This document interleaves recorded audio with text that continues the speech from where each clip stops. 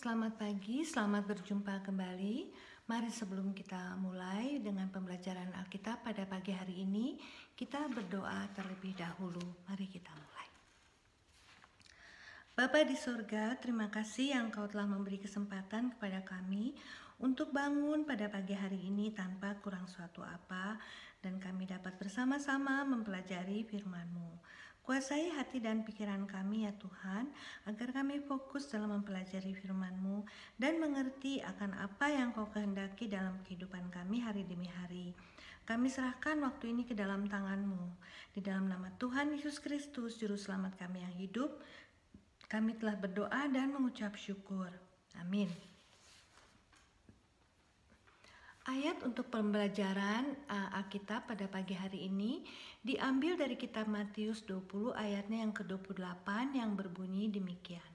Sama seperti anak manusia datang bukan untuk dilayani, melainkan untuk melayani dan untuk memberikan nyawanya menjadi tebusan bagi banyak orang. Dan juga dari kitab Kolose 3 ayat 23, apapun juga yang kamu perbuat, perbuatlah dengan segenap hatimu seperti untuk Tuhan dan bukan untuk manusia. Seperti pada pemahaman Alkitab yang lalu, kita telah belajar bagaimana kita dapat mengetahui kehendak Tuhan, dan kita ingin juga mengikuti teladan Tuhan kita Yesus Kristus. Hari ini kita juga sebagai pengikut Kristus tentu selalu mempunyai keinginan untuk meneladani sikap Tuhan Yesus di dalam pelayanan. Secara umum kita semua tentu mengerti arti dari pelayanan, yaitu menolong sesama yang membutuhkan pertolongan. Namun terkadang di kalangan orang Kristen ada kesalahpahaman mengenai pengertian dari pelayanan. Banyak yang mengartikan bahwa pelayanan kepada Tuhan lebih ditekankan kepada pelayanan pekerjaan Tuhan, yaitu pelayanan yang berkisar di dalam lingkungan gereja ataupun yang hanya bersifat kerohanian. Contohnya pelayanan liturgi, ya, seperti memainkan musik, menjadi worship leader, menjadi usher, ataupun juga pelayanan diakonia, yaitu mengadakan kunjungan kepada orang-orang yang sakit, visitation, memberikan bantuan-bantuan dana, ataupun juga pelayanan pastoral seperti counseling, bahkan juga pelayanan misi. Itulah yang kebanyakan orang Kristen menganggap itulah yang dinamakan pelayanan. Jadi ini semua juga tentu betul adanya, tetapi saya mencoba mempelajari ada apa itu perbedaan melayani Tuhan dan melayani pekerjaan Tuhan. Ya, saya menemukan beberapa kesimpulan, ya, seperti melayani Tuhan adalah menyerahkan diri kita sepenuhnya untuk melakukan kehendak Tuhan dan menjadikannya sebagai gaya hidup kita, ya. Kita menolong orang seperti itu sudah menjadi sebagai gaya hidup kita. Melayani pekerjaan Tuhan lebih kepada menyelesaikan tugas ataupun kegiatan-kegiatan pekerjaan Tuhan di dalam suatu komunitas, ya, dalam suatu kelompok. Dalam hal ini komunitas gereja yang akan kami pelajari. Mungkin untuk lebih jelasnya, saya mencoba mempelajari beberapa perbedaan yang ada antara melayani Tuhan dan melayani pekerjaannya. Ya, yang pertama, melayani Tuhan tidak dibatasi oleh ruang atau tempat, sedangkan melayani pekerjaan Tuhan dibatasi oleh tempat. Saya rasa hal ini cukup jelas, ya. Ketika kita melayani pekerjaan Tuhan, biasanya kita lakukan di dalam suatu wadah, misalnya di gedung gereja, seperti misalnya kegiatan pelayanan di kegiatan ibadah, seminar atau kegiatan counseling di gereja, dan juga mungkin untuk sekolah minggu ada kegiatan Vacation Bible School, mungkin di halaman gereja, mungkin di park, mungkin di gereja sendiri, ya. Sedangkan melayani Tuhan tidak dibatasi oleh tempat. Kita mungkin ya sebelum memasuki gedung gereja kita sudah terlebih dahulu melayani, mungkin di rumah kita melayani keluarga, ya kita menyediakan makanan pagi ataupun hal-hal yang lainnya, kita saling melayani sesama kita di rumah, di keluarga. Ataupun sesudah pulang dari gereja, sesudah keluar dari gedung gereja, kita juga dapat melayani, kita membantu orang-orang yang membutuhkan pertolongan kita di luar gereja. Jadi melayani Tuhan tidak ada pembatasan ruangan, ya, tidak ada pembatasan tempat. Dan yang kedua, melayani Tuhan tidak dibatasi oleh waktu, sementara melayani pekerjaan Tuhan dibatasi oleh waktu. Ketika kita melayani pekerjaan Tuhan, maka kita harus biasanya kita harus mengatur jadwal dan waktu kita. Misalkan waktu kita berlatih musik ataupun kita berlatih untuk paduan suara, ya kita pasti ada waktu-waktu tertentu karena kita akan melakukannya secara bersama-sama, secara satu community gitu ya. Jadi kita harus mengatur jadwal, mengatur waktu, ya. Dan bahkan kalau kita ingin membereskan gereja, kan tidak mungkin kita membereskan gereja mungkin 5 menit sebelum ibadah dimulai kita bereskan gereja, kan tidak mungkin. Pasti ada waktu-waktu tertentu yang kita atur untuk membereskan gereja. Terkadang fokus kita hanya pada kegiatan-kegiatan tersebut, di mana kita ingin menyelesaikan pekerjaan-pekerjaan tersebut, pekerjaan pelayanan tersebut pada waktu-waktu yang tertentu, dan kadang-kadang memang harus. Jadi ya, kita jadi terkadang frustrasi dan pekerjaan tersebut jadi menjadi suatu beban. Ataupun apabila kita berhalangan, misalnya kita sudah berjanji akan menyelesaikan pekerjaan tersebut, tetapi kita tiba-tiba berhalangan atau kita sedang sakit, kita tidak dapat melakukan pekerjaan pelayanan tersebut. Jadi kita dibatasi oleh waktu. Sedangkan melayani Tuhan bisa kita lakukan kapan saja. Tidak ada jadwalnya, bisa 24 jam sehari. Ketika misalnya teman kita membutuhkan pertolongan kita tiba-tiba, mungkin malam-malam, mungkin pagi-pagi hari, mungkin pagi subuh, mungkin kita ditelepon teman hanya untuk mendengarkan keluh kesahnya, curahan hatinya, ataupun anak-anak kita yang sedang membutuhkan pertolongan kita, membutuhkan doa-doa kita, walaupun kita sedang sakit, kita di tempat tidur, kita tetap bisa melayani dengan doa, dengan dengan nasihat, dengan apa saja ya. Jadi melayani Tuhan itu tidak ada pembatasan waktu, ya. Oke. Yang ketiga, melayani Tuhan dapat kita lihat dari hasilnya, yaitu ketika pelayanan kita itu menghasilkan buah-buah roh, seperti yang dinyatakan di dalam Galatia 5 ayatnya yang ke-22, ya, yaitu kasih, sukacita, damai sejahtera, kesabaran, kemurahan, kebaikan, kesetiaan, kelemah lembutan, dan penguasaan diri, ya. Melayani pekerjaan Tuhan tentu seharusnya menghasilkan buah-buah roh tersebut.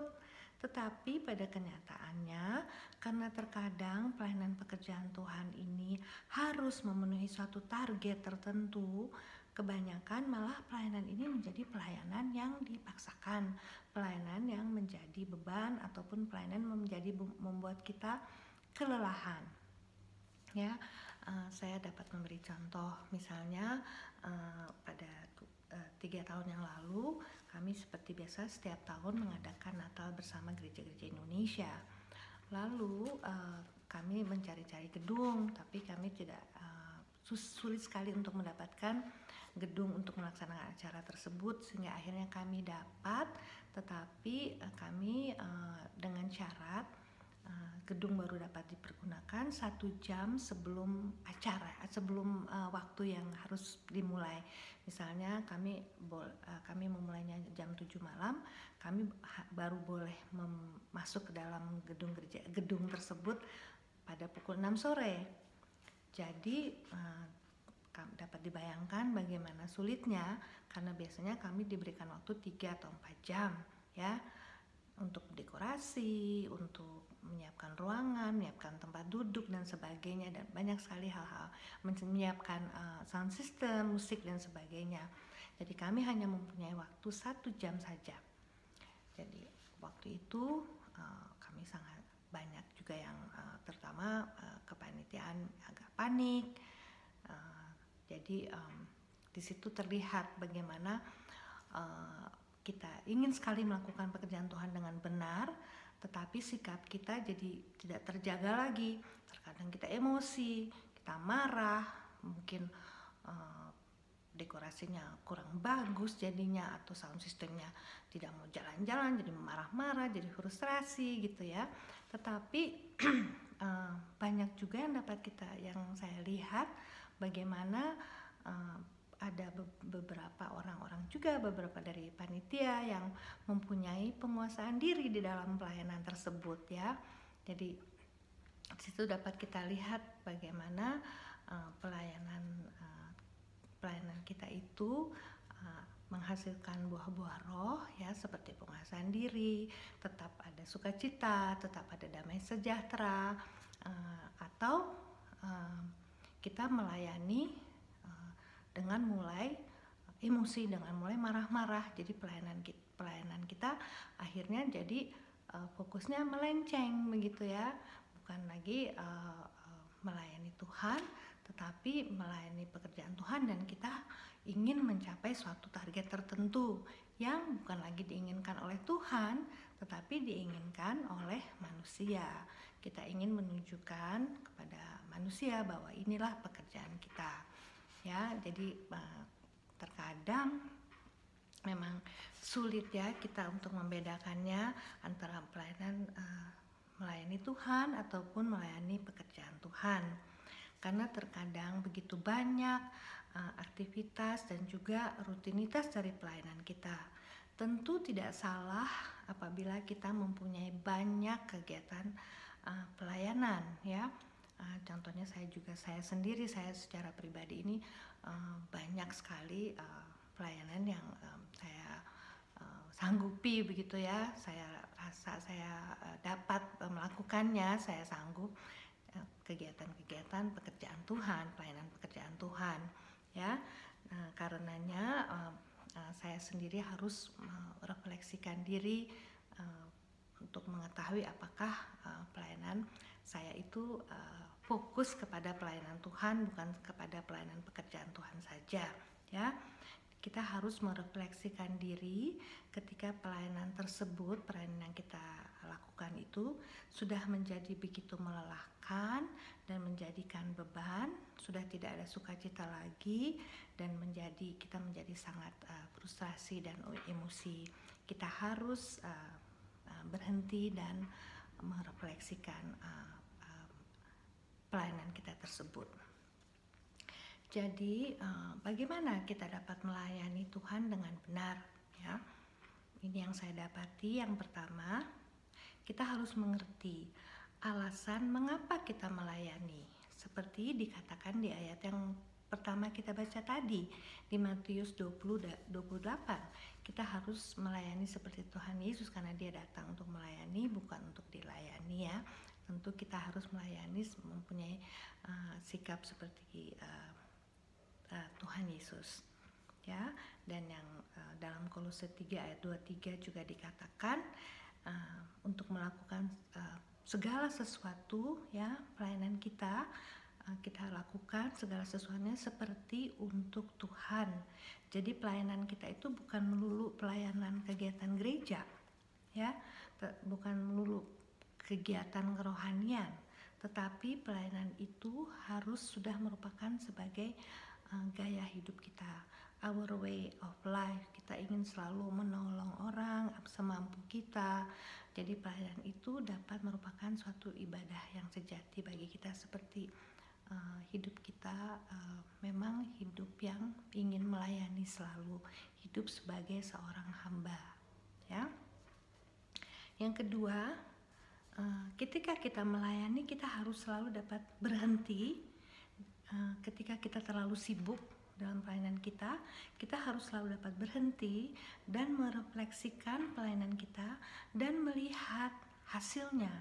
Apakah ada buah-buah roh seperti yang Tuhan inginkan, ataukah hanya suatu hasil pekerjaan yang hebat di mata manusia, ya.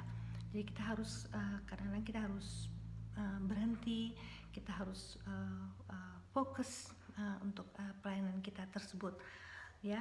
Apakah hasil itu, apakah kita ada damai, ada sukacita, ada kasih di dalam pelayanan kita, atau kita hanya melihat hasil yang misalnya pelayanan kita itu dihargai bukan oleh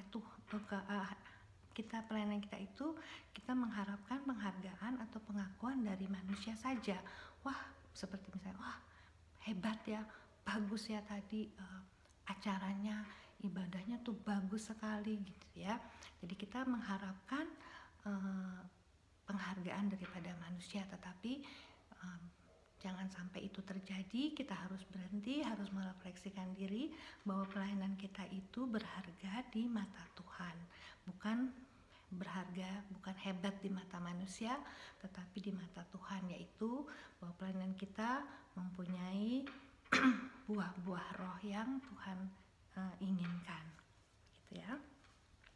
Pada akhirnya, marilah kita semua mempunyai kerinduan untuk selalu melayani Tuhan dengan segenap hati, jiwa, dan pikiran kita, seperti yang dikatakan di dalam kitab Roma pasalnya yang 12 ayatnya yang pertama, yang berbunyi demikian. Karena itu, saudara-saudaraku, demi kemurahan Allah, aku menasihatkan kamu supaya kamu mempersembahkan tubuhmu sebagai persembahan yang hidup, yang kudus, yang berkenan kepada Allah. Itulah ibadahmu yang sejati. Kiranya kita terus semangat dalam melayaninya, sehingga ketika kita bertemu muka dengan Tuhan kita Yesus Kristus nanti di surga, kita dapat dipanggil dengan sebutan hambanya yang setia, bahwa kita pelayannya yang berjalan di jalan yang benar, yang seturut saja dengan kehendak Tuhan. Demikian yang dapat saya sampaikan. Mari sebelum saya tutup, kita berdoa terlebih dahulu. Terima kasih ya Tuhan untuk pembelajaran Alkitab hari ini. Kiranya kami semua dapat menjadi pelayan-pelayan-Mu yang selalu peka untuk mendengarkan suara dan kehendak-Mu, sehingga hidup kami dapat selalu menjadi hidup yang berkenan dan menyenangkan hati-Mu. Di dalam nama Tuhan Yesus Kristus kami telah berdoa dan mengucap syukur. Amin. Terima kasih, Tuhan memberkati.